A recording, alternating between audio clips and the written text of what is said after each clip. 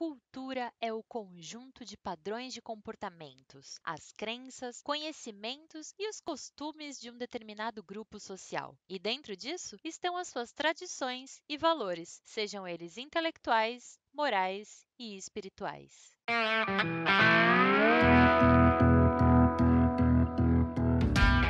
Olá, sejam todos muito bem-vindos ao podcast Oliver Talk, parceiro do Senso em Comum. Meu nome é Stephanie Ferrari e no Drops de hoje eu vou te apresentar 3 falácias dos militantes da apropriação cultural e mostrar de uma vez por todas por que esse termo, além de ser erroneamente usado, ele nem deveria existir. Vamos lá? Quando falamos sobre cultura hoje em dia, é muito comum ouvirmos reclamações de alguns grupos de minorias sobre como você não deve se vestir, sobre como você não pode arrumar o seu cabelo, sobre a música que não te pertence ou qual marca de papel higiênico você deve usar. Para a esquerda militante, a apropriação cultural se refere à ideia de que pessoas de uma determinada raça, e geralmente são brancos, roubam elementos culturais característicos de minorias étnicas, usando-as de forma indiscriminada e sem respeitar a cultura alheia. Algumas falácias são ditas e tidas como verdade absoluta e impossíveis de serem refutadas. Mas será mesmo? Falácia 1. A apropriação cultural não tem nada a ver com o indivíduo.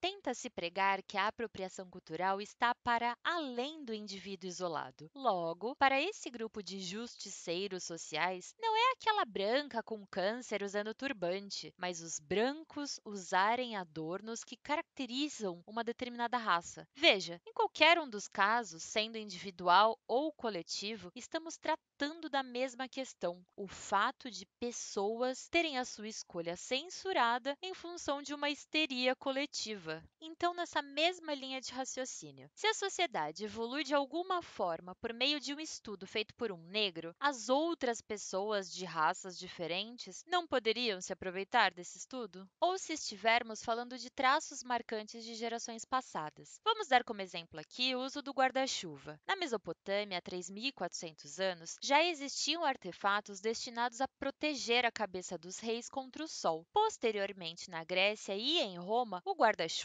como conhecemos hoje, era utilizado exclusivamente por mulheres. Somente no século XVIII, o inglês Jonas Hawey o comercializou e o tornou popular entre homens e mulheres como acessório contra a chuva. Veja, aqui no Brasil, nós poderíamos dizer que lá no Carnaval de Olinda, que em sua tradição artística usam guarda-chuva, eles se prestam a uma apropriação cultural? É evidente que não. Falácia 2. A apropriação cultural é diferente de intercâmbio cultural. Sim, a apropriação cultural é diferente de intercâmbio cultural, porque o intercâmbio cultural está dentro de conceitos que de fato existem. É a aculturação e a assimilação. C.S. Lewis, em Cristianismo Puro e Simples, aponta que o progresso não significa apenas uma mudança, mas uma mudança para melhor. Se um conjunto de ideias morais não fosse melhor do que outro, não haveria sentido em preferir a moral civilizada à moral bárbara ou a moral cristã à moral nazista. O ser humano não é estático. Isso significa que ele pode sim mudar e, inclusive, transitar por outros caminhos. São eventos antropológicos que, ao se misturar, abarcando outras formas de fazer, foram responsáveis por novas concepções de sociedade. O Brasil, por exemplo, ele possui uma miscigenação de raças e hibridação cultural, ou seja, em função da mistura de povos com suas distintas tradições e valores, ocorreu um processo de modificação cultural no nosso povo, onde ele se adapta a diversas culturas decorrentes do contato. Então, esqueça a apropriação e fale de aculturação, pois não é uma questão de posse, mas sim de fusão. Muito da cultura indígena se perdeu em uma cultura maior porque absorvemos outras visões de mundo e de sociedade, que inclusive garantiram privilégios como água encanada, a luz, construções, enfim. A cultura muda por influência de novas formas de se pensar o mundo, facilitando a vida humana. Isso não significa que não podemos aprender valores e tradições antigas ou que elas se perderam nesse caminho. Falácia 3. Culpar e polemizar pessoas não resolve a questão tão profunda da apropriação cultural.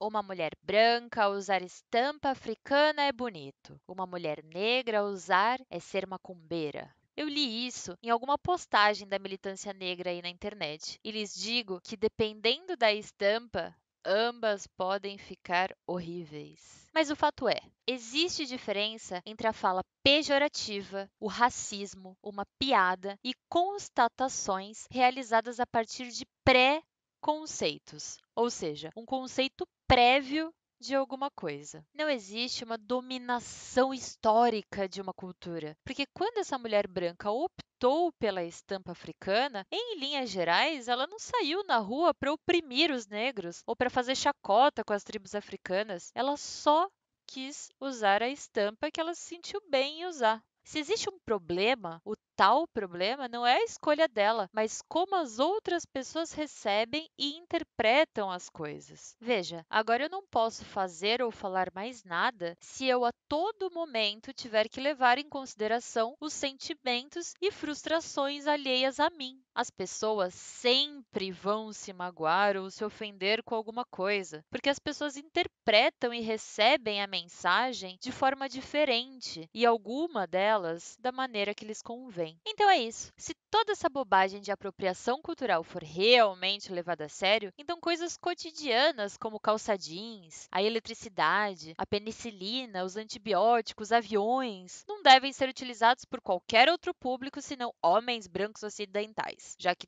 toda essa mordomia é fruto do trabalho deles. O capitalismo não é vilão de nada, muito pelo contrário. Graças à sociedade capitalista, os justiceiros sociais têm o privilégio de tuitar textões através dos seus iPhones. Olavo de Carvalho, em O Orgulho do Fracasso, publicado em 27 de dezembro de 2003, diz, abre aspas, língua, religião e alta cultura são os únicos componentes de uma nação que podem sobreviver quando ela chega ao término da sua duração histórica. São os valores universais que, por servirem a toda a humanidade e não somente ao povo a que se originaram, justificam que ele seja lembrado e admirado por outros povos. A economia e as instituições são apenas o suporte local e temporário de que a nação se utiliza para seguir vivendo enquanto gera os símbolos nos quais sua imagem permanecerá quando ela própria já não existir. E para você entender toda a hipocrisia disso, os militantes tentam transformar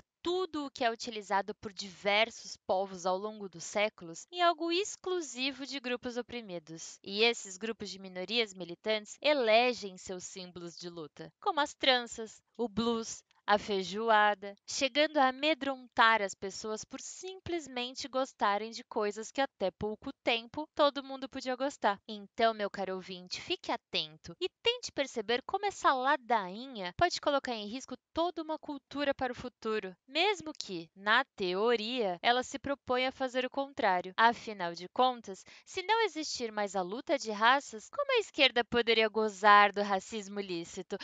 Ops! Racismo não, apropriação cultural. E esse foi mais um Drops do podcast Oliver Talk. Mas se você gostou, já sabe, né? Curta e compartilhe para que a gente consiga alcançar um número maior de pessoas. Até mais!